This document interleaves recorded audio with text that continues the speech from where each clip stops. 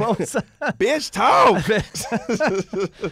We had a psychic on, a psychic medium, Colby Rebel, and Brian Moses. What are your opinions on psychic mediums? Have you ever had an experience with them? Or Yes. you have. I would never think. I thought it would be like, fuck no. Tell me what. Yeah. My current apartment. My landlord at the time. She's a psychic, and you had to pass her psychic reading just to even sign the application. 100%. Annie Letterman, another comic friend of ours. Yeah. She was living there for super cheap, and I asked, I was like, how did you get that place? She's like, nobody gets this place. But you have to, if you ever get a chance, you have to pass her psychic reading, the landlord. And what the fuck? Yeah, so she took my psychic reading, told me that somebody in my family close to me was going to die. Annie. This is what Annie said, or you? No, this is so when I finally got the reading, so when I got like the application, I was like, I got to get this place. It was like $680 here in like Los Angeles. It's crazy. Yeah. For like not a big studio, but like bigger than average. Good. Yeah, that's cheap. Super cheap in West Hollywood. Nuts. Yeah. So yeah, she takes my reading. How does she read you? Just the typical. She looks at your hands, and yeah. So she's a psychic, or she's a palm reader, or are those different things? Both. Yeah, I think it's all encompassing with her. And so, what did she say? She says somebody close to my family is gonna die this year. This is back in 2014, maybe. So yeah, she's like, somebody's gonna die this year. Nobody died that year, but it was the following year they died. Yeah, well, because somebody always fucking dies every year. Exactly. That's why I was like, well, somebody close I know is gonna die soon. Yeah, obviously. Yeah, it's nature and life. And then she said something good's gonna happen. And that's when we sold the roast battle. So okay, so what do you think about that? You think she had psychic readings? Yeah, no, her psychic reading. Oh, it was a broad net she was casting. Yeah, it was like something good's gonna happen, something bad's gonna happen. You can get an apartment here. I mean, you could argue that that's good, getting an apartment. So what was it? What was Annie Letterman also had the same reading or something? Yeah, I think hers was different than mine. Okay. I forget what hers was now, but yeah, she said it was crazy. If you talk to Annie, she'll go into a whole half-hour story about it. I can picture my friends in Michigan right now hearing this, not that they listen, but going like, is this what it's like in LA? There's some weirdos out here. You're so San Diego. It felt typical LA, it really did. I was like, no way there's a psychic who's going to fucking make sure I get this. You're San Diego though, right? No, I'm a military brat, so I was born in Los Angeles, but I started stand-up in San Diego. Okay, because I don't even think that would happen in San Diego. No. That's very weird. No, I mean, maybe like on the beaches, but like, not all over the county, right? Do you believe in that stuff besides your landlord? I try not to. I just feel it's so vain. Yeah. You know what I mean? Yeah. Like ghosts, I feel like that's a vanity thing of humans, because I don't think animals don't have that shit. I don't know. Well, Colby Rebel, psychic medium, who was here and read my dog, Walter, would say that he does put out vibrations. Really? She also, Aaron... Does Walter see ghosts is what I'm saying? Is he haunted? I don't know, but she did say... To Aaron, I feel your grandmother here, but also Aaron, she said that off the mic after the show was over, and I was like, if you really are, anyways. Yeah. I just never got into it. Right. But I'm wondering maybe I should open my mind to it. Does she to everything? To everything. I mean, we don't have to go there, but yeah, I feel like we should always be open-minded in a sense of just like, all right, cool, I can go this far. You know what I mean? I think you should. I think you should be open to hearing the pitch. Word. Yeah, exactly. Word. Yes. Hearing the pitch to the industry. When is your birthday, Brian Moses? June 1st. All right. What'd you do this last one? I did nothing, man. This is my Jesus year, so I chilled. Why is this your Jesus year? What does that mean? That's 33. It's like the year Jesus dies. Oh, is that a common phrase? I just learned it too, by the way. Yeah. I'm not even a Jesus guy, but yeah. So when you're 33, you chill, or that means because that's how old Jesus was. It's not. Well, that's the year he died, right? Okay. Yeah. Okay. So they call it your Jesus year. Okay. From what I understand. Damn. From the Bible community. Yeah, from the Bible. I'm heavy in there, so. Yeah. No, you're not heavy in there. But let's also talk about when the roast battle did sell, and we've had a lot of roasters on here. That's cool. Earl, K. Trevor. Really? K. Trevor's been on this? Well, I was in Canada and on tour with him, so it was fun to get his take on the roast battle because he's so nice. Yes. And I was like, "How did you go so mean?" And he said it saw it as like a challenge. Yeah, an exercise. And he also said people will be like, "Hey, make sure you don't talk about her rape." And he's like, "I would never do that," but like that's how raw the roast battle can be. Yes. For our listeners, about her. Yeah, and he's like, I'm Canadian. Why would I ever like? Yeah. What is rape? Tell my listeners about the roast battle and how you started it. Roast battle. I know this is a tough question because you weren't prepared for this, but come on, this is your life. Fine. It really is. Yeah. The roast battle is basically, think of a rap battle, right? Yep. Where two guys are basically just jawing back and forth, rhyming. Yeah. This is more with guys who have set up and punch, but their topic or their target is the person they're looking at. Correct. So and it's now on its third installment on Comedy Central. What? Yeah. We're in talks to do a third season. Okay, right? and you guys, this is a comedy show that it's almost hard to explain. You just kind of have to watch it. It's kind of like Def Jam meets a rap battle meets a boxing fight. I mean, it's like it's just got like a punk rock concert. Like a punk rock concert. Yeah. It is nothing is held back. You should definitely nothing's off limits. Nothing's off limits. Literally, the last time I went to see the roast battle at the Comedy Store, one of the comics, his brother had just tragically passed away 3 weeks prior, and his opponent entered as the ghost of his dead brother. I mean, it is just so, it is rough sometimes. Yeah, it's a good show. Are you, and you created it, correct? You know what I say? What do you say? No, I don't say I created it. Okay. It's a collective group. It's a comic. The Los Angeles comedy community helped create it. For God's sake, shut the fuck up. I'm just okay, it was you and a few other people. Right. It's a collective of people, right. Okay, and you hosted it, and you hosted the very first one. All of them. Yeah, All of them. Correct. All right. So that's but please check out Roast Battle. Brian is a humble guy. That's why people like him, but it's a super fun, amazing show. He also is a stand-up comic, ladies and gentlemen. Hey. And your birthday is June 1st. June 1st. And Morgan Freeman, Marilyn Manson, or no, it's Marilyn Monroe. Wrong Marilyn. Oh, okay. Monroe. Well, you know, Marilyn Monroe is one of the more famous birthday celebrations of all time when she sang "Happy Birthday, Mr." Yeah, exactly. Yeah. You can see that on YouTube, by the way. Really? Isn't that crazy? I'm gonna look that up later. Yeah. I didn't even know that. Not as amazing as you would think, but right. The telephone game makes it seem so sexy. What was the telephone game? It's almost, because like when people play the telephone, right? It's like, yeah. It's like, oh yeah, she was naked in a cake. I'm like, no, she was sucking the president's dick. Yeah. What's your worst birthday? She was. My worst birthday was my 18th birthday. Wonderful. Yeah. Tell us about it. So 18, you become legal, right? There you go. Where were you living? I was living in a place called Ridgecrest, California. I don't know where that is. Yeah, it's about 3.5 hours northeast of Los Angeles. Okay. It's the military owns 1 million acres of land out there. So in the Mojave Desert. So it's the Mojave Desert. So it's in the middle of nowhere. In the middle of nowhere. It's the closest destinations are Death Valley. Yeah, which is. And nothing called Death Valley. I like that you said it's the middle of nowhere in the middle, because why would the military own this? For like testing and shit? Oh, for bombs, yeah. For bombs, bro. Yeah, they test bombs all the time out there. Was who in your family was military? Dad was. Dad what type of military? Navy. He's an aircraft mechanic in the Navy, and then mom worked for the military. Wow. Yeah. I mean, did you always know exactly what they were doing? No, I still, people ask. I still don't know what they do. Like, I say aircraft mechanic now just because I had to ask. I was like, I don't know what they do. Yeah. Like, I don't know what my mom does. And she's done it for, like, I don't know, all my life. Meanwhile, your dad can't, like, unclog the kitchen drain, but he says he's like a mechanic or something. There was a time where, I mean, obviously my credit's bad, whatever, because he's black. Yeah, there's that. But it was so bad at one point. Like, my dad was like, "Hey, it's messing up my my military access, like my class." Oh shit! I was like, "Wait, are you a spy?" Dude? No shit. Yeah. That's how bad. You were so much in debt. Yeah, they had because they'd go into your family, like, is this guy okay to have this kind of classified information? Yeah, and he was like upset with me. I was like, wow, my responsibility is like fucking up your life. It's fucking up the country, right?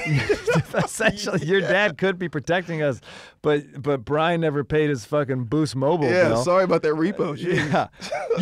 You're out of debt now. Yeah, I'm good. Working on it? Or are we good? Yeah, no, I'm good now. Yeah. I mean, that's great. I love that. I wasn't in much debt. I mean, to be honest with you, I wasn't like a kid who got credit cards early. I don't think I've ever had a credit card. So yeah. I'm okay. In fact, and I don't even know if it's okay for me to share this, one of the first gigs we ever did together was in Atlanta. Right. And we stayed in Bucket at that crazy nice hotel. Yeah, you had to cover me. I had to cover you on the credit card. Yeah, just in case I trashed the room. You're fucking up everybody's life. No, but one of the things I do like about show business, which there's not a lot of things, but one of the things I do like is when you see it like this, when success happens to you, or you see people, comics don't make any money. Right. And then when something does happen, you make money. And it's fucking nice to see, like, okay, good. Your dad has full access now. Yes. Thanks to the roast battle.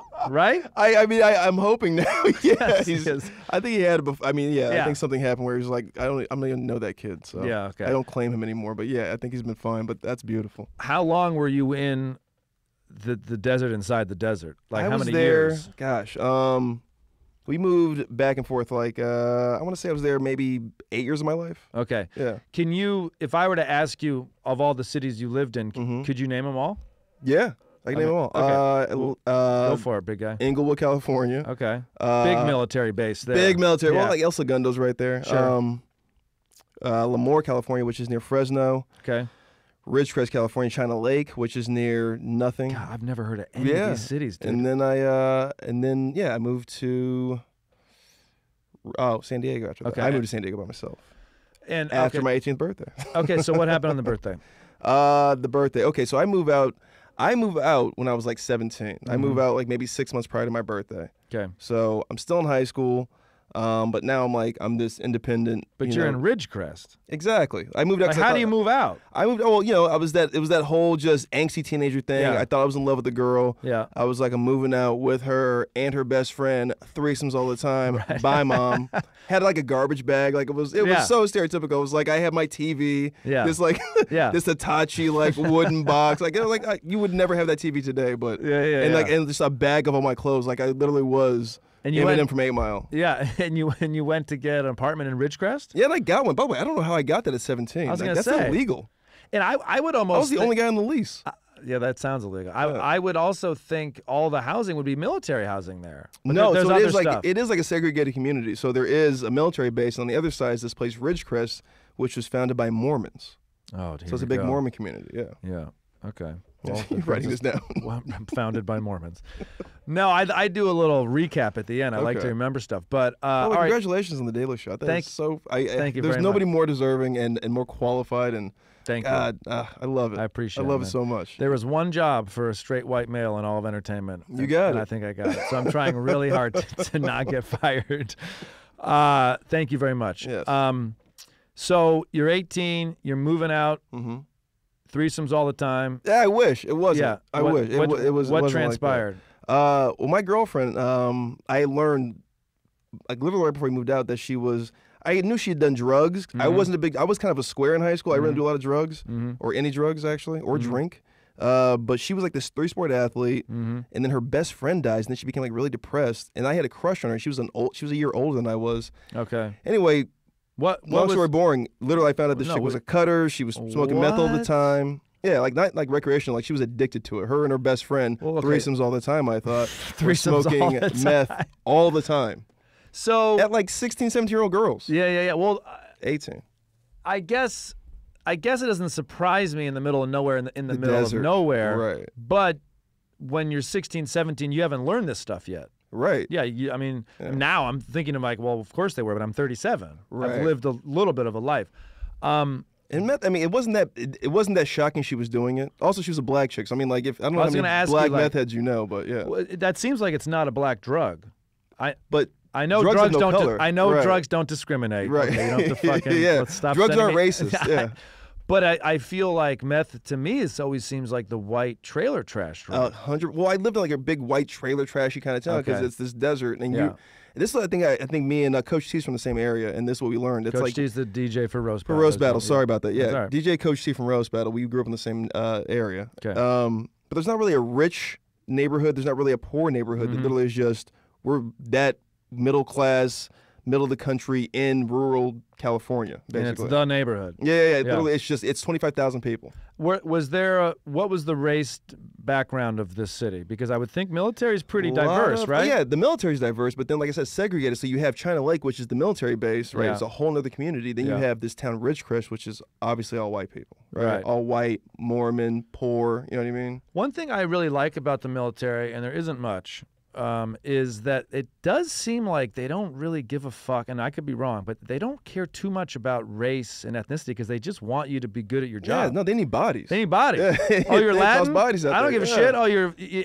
Oh, I know, sexual orientation has become a thing there, but it's like They don't give a fuck.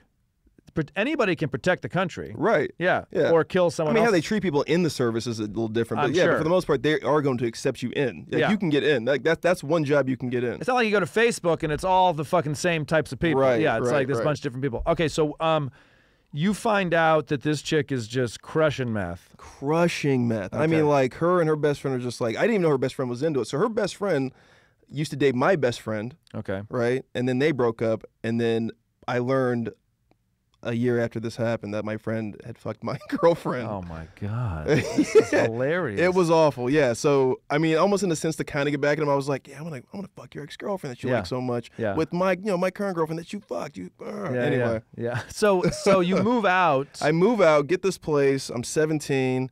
You have your own bedroom? Are you living with your girl? 2-bedroom. Okay. It's me, my girl, and her best friend. But they literally have like, it's her friend's bedroom becomes just like the meth den, and I never see my girlfriend. Wow. Yeah. So it's like I was housing a trap house. So how do you, first of all, how did you not know she was on drugs, or funding one? How did you not know she was on drugs before you, like, how long were you dating each other? Well, we were dating for, let's see, I was 17. Yeah, I started dating her when I was 17, and then I was like, I was in. I was like, this is it. I found it. You know what I mean? As you are when you're 17 and you finally get pussy for the first time. Right, I was an idiot. Yeah. So then in all my idiocy, I told my mom, I'm like, I'm in love, I'm leaving. Sure. You don't like her. I love her. Yeah. We're doing this, Mom. Yeah. You don't know what you're talking about. Yeah, of course. That sounds great. Right. So then, I move out. It's me, her, and her friend, and then I cease to see her.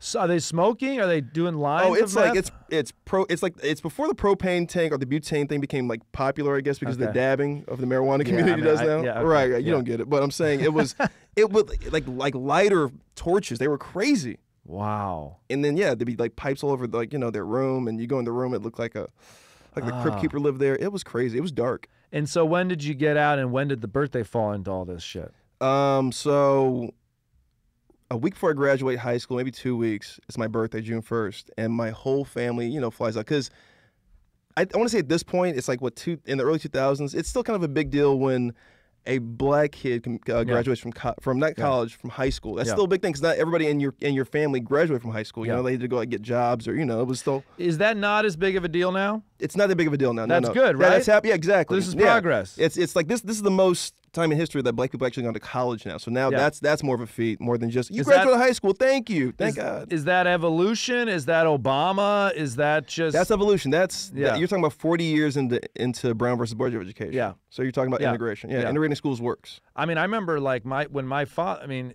it's obviously race divides that as well, but so can economics. Mm-hmm. My father graduated college, and my dad grew up really poor. Like nobody. Right. They knew anybody that graduated college. That was outlandish. And so my sister just did it. She's the first in our family to ever do it. Isn't that amazing? I mean, you're talking about, what is it, 2017? And that's going to change your family's course forever. 100%. Yeah, and I remember when I graduated high school, all of my dad's family all drove in and shit. And I was like, it's still a big deal. I was like, why are you, like, I'm supposed to graduate high school, but that's where the okay. So you're graduated, everyone's coming in. Everyone's coming in, and I'm like, I'm a 17-year-old asshole. I don't care. Yeah. I'm like, I got this girl. She's on drugs. I'm trying to deal with her. So I was more concerned about her well-being, because I was trying to get this chick off meth and like into my bedroom more. Mm-hmm. Did she ever try to get you to do meth? No. You know what's weird?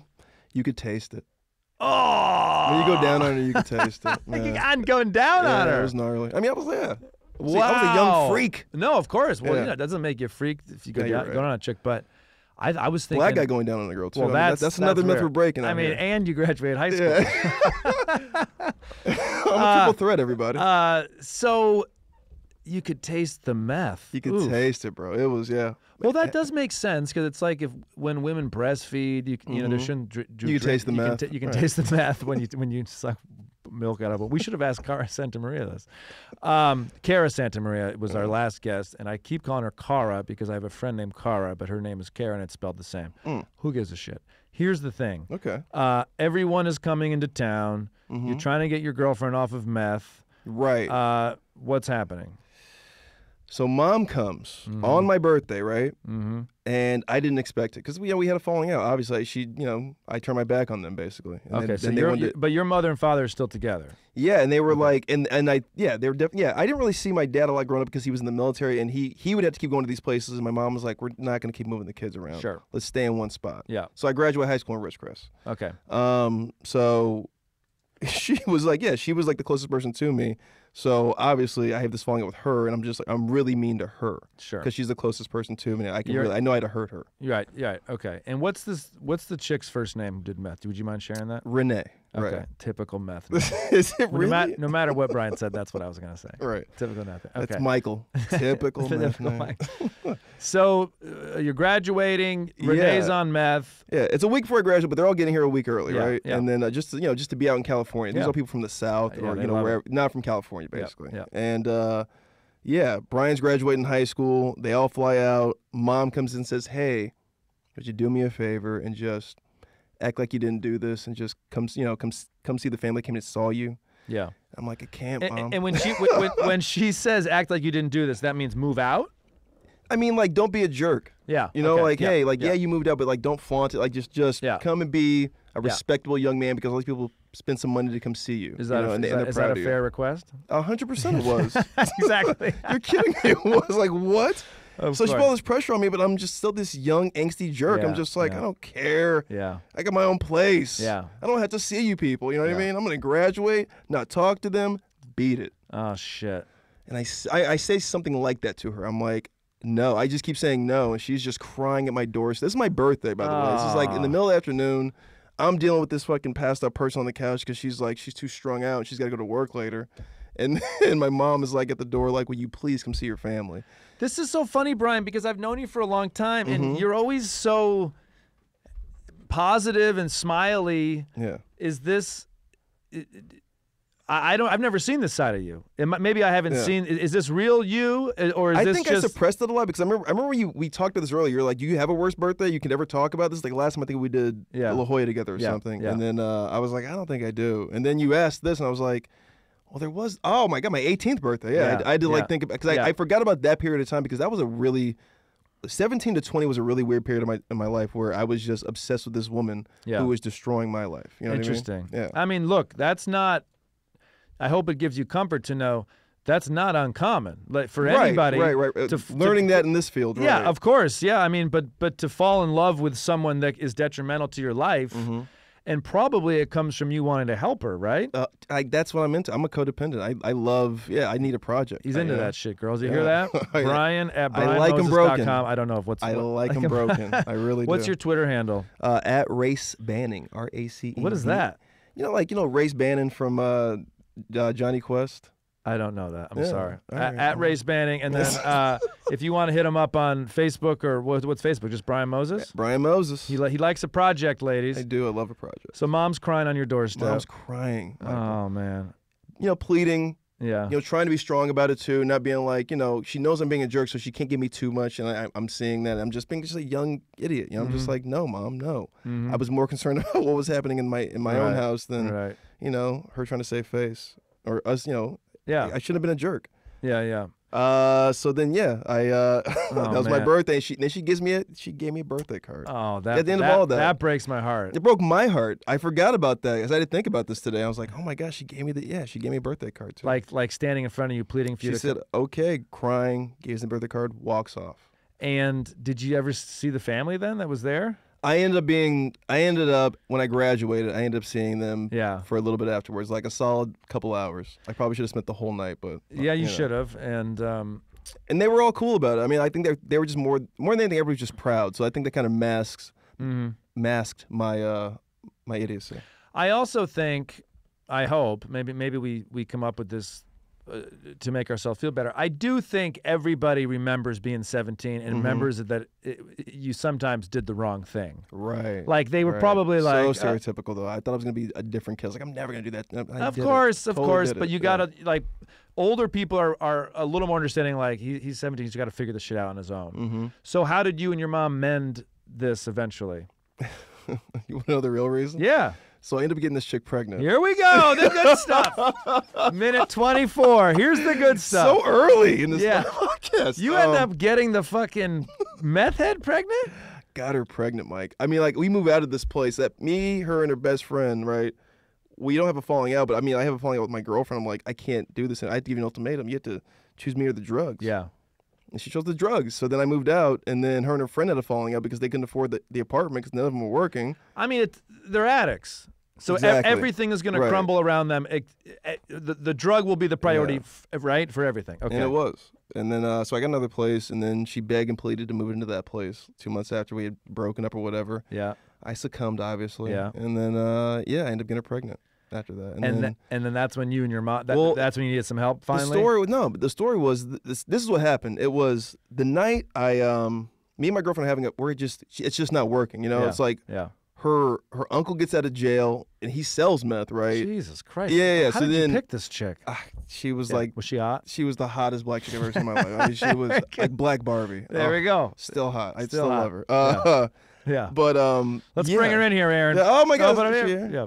Yep. So anyway, so she's just housing these I would come home from work and just see like the craziest people just like talking fast and taking things apart in my house, and I'd be like, what am I funding? You know, taking things apart because they do. That's a meth head thing. Yeah, they'll take things apart just to fix, and they'll never put it back together. So why is that a meth thing? It's just like I have no idea. It's not a crackhead thing. Crackheads, they sell things. They're not, you know what I mean? Yeah, they're not taking things apart. They're just like, I want to sell this. In heroin, you fall asleep or you nod. Yeah, and you become like a great musician. Yeah. Right. Coke, you're just annoying as shit. Yeah. Talk a lot. Yeah. Also a great comic. Also a great comic, yeah.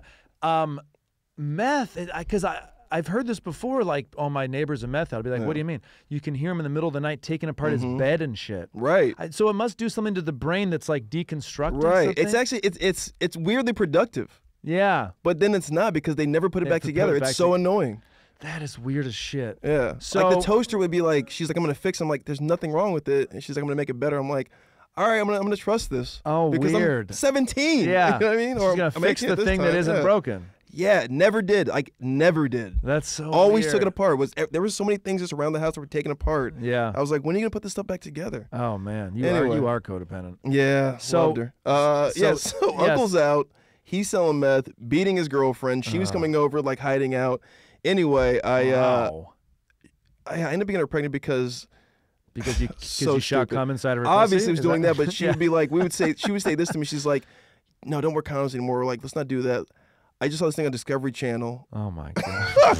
And she's like, if I just have an orgasm the next day, it kills all the sperm. Oh my god! And I'm like, Discovery Channel never lies. That's that smart shit. Yeah, that's I'm 17 years old. I know what's up.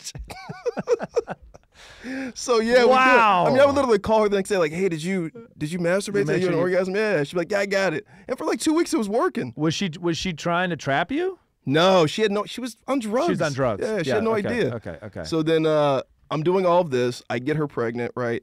We're like stealing pregnancy tests from like Kmart. It was so just poor and just stereotypical. And then, by the way, it's okay. Yeah. You know, this is okay. And we were fine. And then I was like, you know what? Maybe she's not. You know. And then I was like, I'm gonna talk to my parents because me and her were having a falling out anyway. I was like, I'm gonna move back in anyway. Like, I don't think she's pregnant. I think everything's fine. And at the end of the day, you knew mom was like solid. They wanted it. Yeah, they wanted me to come back. They just wanted me to just know the error of my ways. Yeah. Which was this woman. Yeah. You know what I mean? Right. So then I'm having dinner with them. And I'm like, I asked him to move back in. Your dad's there too. Yeah, dad's there too. And I was like, hey, listen, I'll finish school. Just let me move back in. I can't do this anymore. And they're like, that's all we wanted to hear. Literally, I want to say 45 minutes after I hear that from them, I'm hanging out. I get a call from her, and she's like, I'm pregnant. Oh, my God. So that's what happened, yeah. And then she had a miscarriage. Okay. Like a week later. Yeah, usually a miscarriage doesn't get an applause break, but I am happy that happened because that sounds like the baby would have been fucked up, dude. Yeah, that's what I said. I was like, she thought I was gonna save her life, and that was a problem. That was like she thought the baby would change everything. Yeah, it doesn't. No, I mean, I don't have any kids, but yeah. Is she clean now or anything? Oh, she's clean. She's got she lives in San Diego now. She owns a place. She owns a couple luxury cars, 3 kids. No shit. Yeah, she graduated. She cleaned it up. College, yeah. Still beautiful? Oh, dude. Oh, jeez. Well, fake boobs, yeah. Fake boobs. Yeah. So it was just a dark, kind of sad time for you. It was. And what's your relationship with your mom and parents like now? It's great, man. Because I saw them at the roast battle in Montreal. They're the proudest people ever. I mean, they're great. You know, I've always been just such a jerk to them, but they've always been great. And I think that's what maybe being a parent is about, dude. Mm-hmm. It's kind of, you have to endure it. It sucks. And I think you just get shit on forever. Yeah. And then you still love this person, and then when you die, that person feels guilty forever, and that cycle just keeps happening through all of life. Yeah, I mean, all they did was support. They were never dicks. Yeah, so.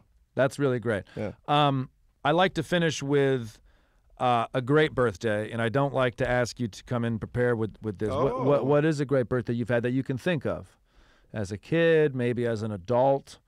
When did you get the news that Roast Battle got picked up? Was it ever near your birthday? Nah, it was early in the year. And how did they break it to you? Phone? Yeah, it was Jeff Ross. Jeff Ross called me and told me. He's like, "Yo, we got it. All your dreams are coming true." Yeah, I was like, all right. And then 6 months later, they finally did it. You know what I mean? That's how show business works, though. All your dreams are coming true, and they call back. They say, cancel that. Yeah, exactly. Yeah. It's in development. It does take a long time. Yeah. So what's a great birthday? Come on. The greatest birthday ever. Or just one that you remember that was really good. I'm trying to think, man. I think it was. Yeah. Maybe I was like 10 or something years old. It was right around when OJ was like driving around. I remember that. So I was like June 17th, 1994. So right. So that memory is embedded in you. Yeah. I just remember like being the younger the better. It was like I was like the 90s were great being young and black. I don't know what it was. It was awesome because like the riots were happening. OJ was happening. It was like there was so much white guilt. It was so dope. Yeah. I never thought of it that way. But as a black man myself, I never crossed. White guy, black dick. I'll tell you this right now. The only thing I remember of the 90s is relived every time I go to XM Radio's 90s channel, and it is the worst music. Yeah, 90s. But 90s hip-hop was good, right? It was great, yeah. 90s the golden era. It was the golden era. But everything else was just terrible because grunge was cool. Backspin will play 90s hip-hop, but 90s channel is like garbage. Are you shouting on Sirius XM right now? They're not even sponsoring. Best birthday, I want to say I was probably 6 or 7, and we went to Chuck E. Cheese. Something about Chuck E. Cheese just was always magical. Yeah, as a kid. It was every fantasy of a kid. Right. Playing, no rules, fucking animatronic mouse that was probably molesting kids. Brian Moses, where can everybody find all your information? Just go to verbalviolence.tv. That's it, right? That's the one. Verbalviolence.tv. Please check out the Roast Battle. Please check out Brian Moses' stand-up comedy. I want to thank you for sharing your worst birthday. Thank you for having me. Best of luck to you, and congratulations again, man. Thank you. I honestly couldn't have been a better person. Thank you, Brian Moses. You guys, thanks very much. This is great, dude.